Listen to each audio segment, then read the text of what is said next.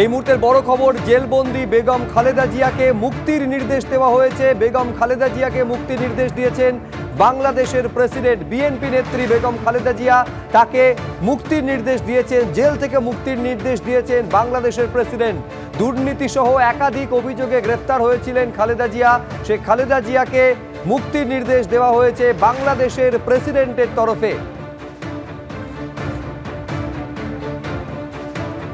ঠিক যে সময় শেখ হাসিনা তিনি বাংলাদেশ ছেড়েছেন, ঠিক তার পরে জেলবন্দি বেগম খালেদা জিয়া, বিএনপি নেত্রী, তাকে মুক্তির নির্দেশ দিয়েছেন বাংলাদেশের প্রেসিডেন্ট। দুর্নীতি সহ একাধিক অভিযোগে গ্রেফতার করা হয়েছিল এবং জেলবন্দি ছিলেন খালেদা জিয়া, তাকে এবার মুক্তি দেওয়া হবে, এই নির্দেশ দিয়েছেন বাংলাদেশের প্রেসিডেন্ট।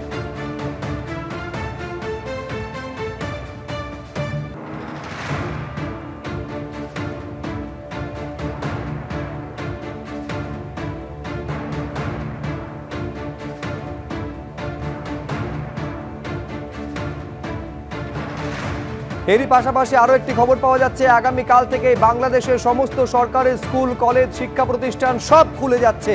আরেকবার আপনাদের বলবো, একদিকে যখন রাষ্ট্রপতি এই নির্দেশ দিয়েছেন, একাধিক দুর্নীতির অভিযোগে জেলবন্দি বেগম খালেদা জিয়া, বিএনপি নেত্রী, তাকে মুক্তি দেওয়ার নির্দেশ দিয়েছেন। আগামীকাল থেকেই বাংলাদেশে একাধিক শিক্ষা প্রতিষ্ঠান, সমস্ত শিক্ষা প্রতিষ্ঠান, স্কুল, কলেজ, বিশ্ববিদ্যালয় সমস্ত খোলার নির্দেশ দেওয়া হয়েছে। অর্থাৎ আগামীকাল থেকে ধীরে ধীরে স্বাভাবিক পথে এগোতে চলেছে বাংলাদেশ। আর এই মুহূর্তে দুটো ছবি আপনারা দেখতে পাচ্ছেন। 2 বছর আগে শ্রীলঙ্কায় যে ছবি দেখা গেছিল, আজকে ঢাকাতে সেই একই ছবি দেখা যাচ্ছে। শ্রীলঙ্কাতে যে ছবি দেখা গিয়েছিল, একেবারে রাষ্ট্রপতি ভবনের মধ্যে ঢুকে গোটাবায়া রাজাপাকসে, তৎকালীন প্রেসিডেন্ট, তার ইস্তফা চেয়েছিলেন, তার বিরুদ্ধে আন্দোলন গর্জে উঠেছিল শ্রীলঙ্কা এবং রাষ্ট্রপতি ভবনের প্রেসিডেন্ট হাউসের দখল কার্যত আন্দোলনকারীরা নিয়ে নিয়েছিলেন এবং সেখানে যে সুইমিং পুলে সাঁতার কাটতে দেখা গেছিল আন্দোলনকারীদের, আজকে বাংলাদেশের প্রধানমন্ত্রী বাসভবনের ভেতরে কার্যত একই ছবি দেখা যাচ্ছে। সেখানে যারা আন্দোলনকারীদের দখলে চলে গিয়েছে, যে হাতে যা পেয়েছেন সব তারা নিয়েছেন।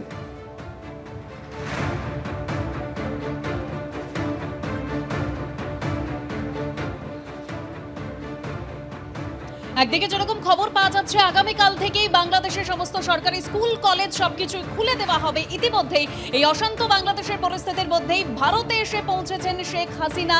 আপাতত তিনি কিছুদিন ভারতে থাকবেন বলেই জানা যাচ্ছে এবং যখন তিনি ভারতে এসে পৌঁছলেন, তারপরেই জাতীয় নিরাপত্তা উপদেষ্টা অজিত দোভাল তার সঙ্গে সাক্ষাৎ করেন। ইতিমধ্যেই বাংলাদেশ নিয়ে জরুরি বৈঠকে বসেছে মন্ত্রিসভা নিরাপত্তা বিষয়ক কমিটি। মোদির সঙ্গে এই বৈঠকে অমিত শাহ, রাজনাথ সিং, জয়শঙ্কর, অজিত দোভাল তারা রয়েছে এবং গাজিয়াবাদে হাসিনার সঙ্গে ভারতের জাতীয় নিরাপত্তা উপদেষ্টা অজিত দোভালের সাক্ষাৎ হয়। শেখ হাসিনাকে ব্রিটেনের রাজনৈতিক আশ্রয় দেওয়া নিয়ে এখনো ধোঁয়াশা রয়েছে। তবে যেরকম সূত্র মারফত খবর পাওয়া যাচ্ছে, যে আপনাদেরকে জানাচ্ছিলাম, আপাতত কিছুদিন ভারতে থাকতে পারেন শেখ হাসিনা। বাংলাদেশ সেনার পণ্যবাহী বিমানে ভারতে এসে পৌঁছন শেখ হাসিনা।